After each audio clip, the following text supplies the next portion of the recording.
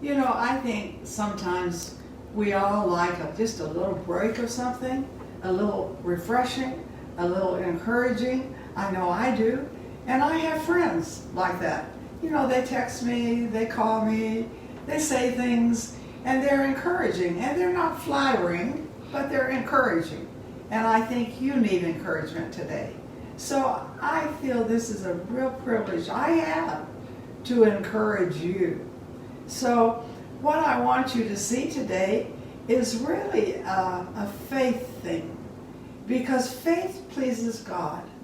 I always like faith things because faith is a boost and a lift, and faith, you say, well, it pleases God, but it also really pleases us.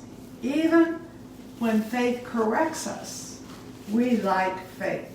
So today I want to look at a wonderful faith woman, and maybe you've never thought about her.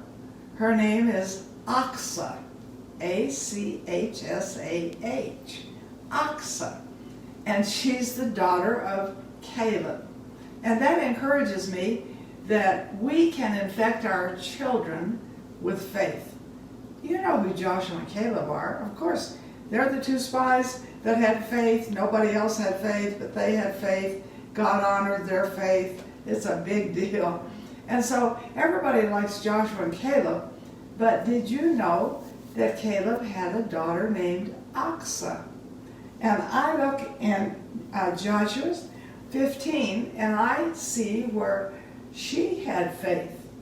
And so she marries, and she marries a faith man. She has faith, but she wants to have greater faith. And so she reaches out to her father and asks for some special things. And so she says, you know, I want these springs to go with the land that is going to be passed on to me, because I need water to go with it too. In fact, she gets real strong in her faith, aggressive. She said, I need springs up above and I need springs below. And did her father say, oh girl, you're just asking for too much. I can't do that for you. No, she got both. Now what if she had stopped with one? She would have had one. But when she asked for both, she received both. Now where did she pick that up? Well, Joshua and Caleb were men, spies, that were full of faith. The rest of them were full of doubt and unbelief, but they were full of faith. So why do I want to minister to you today? Because I want you to pass on faith to your children and your grandchildren. That you say to them, you can do all things through Christ who strengthens you. Yes, we're in a challenging time, but God can give you boldness, and He can give you miracles in any time if you will have faith. So I don't think we need to look down on the time.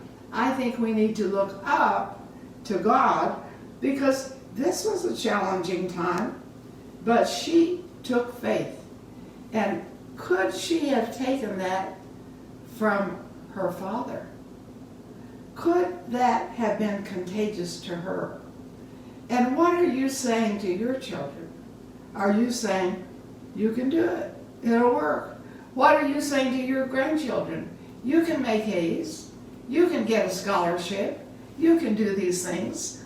And you see, that is a big, big deal. And I got that, thank God, from my mother. You know, she said to me when I was little, you're a smart baby. Because I'd always ask her, oh, I don't know if I'm going to do well on the test. Oh, you'll do really well. And I would say to her, how do you know I'm going to do well? Well, you've always been smart. You were a smart baby. So I grew up hearing, smart baby. What are you passing on to your children, your grandchildren, your great-grandchildren? You are smart babies. And I have to tell you, and it just warms my heart, I see Michael's children, and I see what's going on with them. They are smart babies. They are getting scholarships. They are doing well in sports. And their parents, these girls who had a pretty rugged life, are saying to them, you can do everything. It will work for you.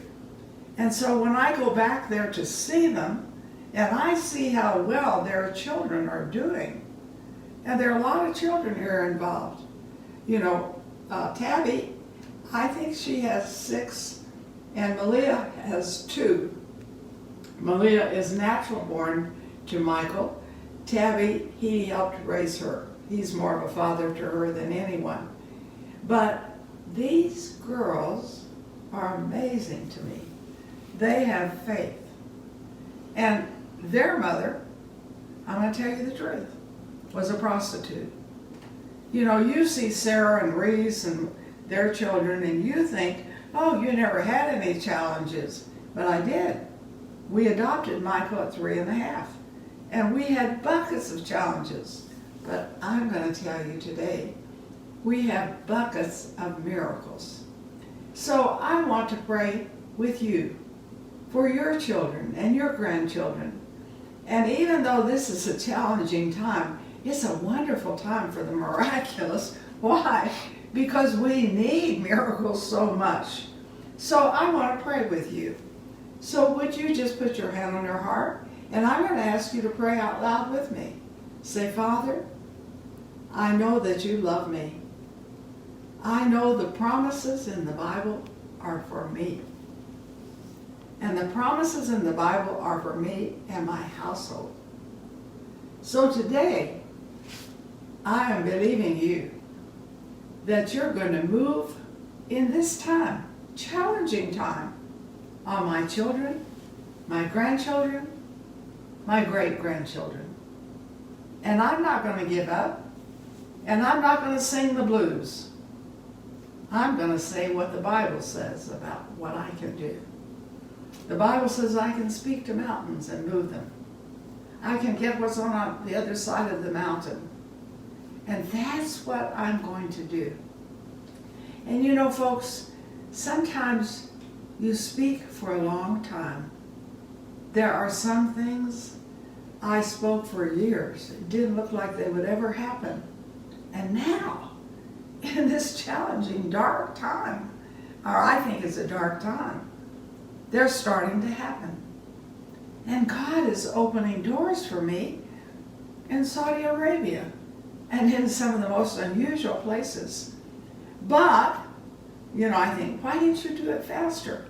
Because those people like old women. God had to wait till I was old.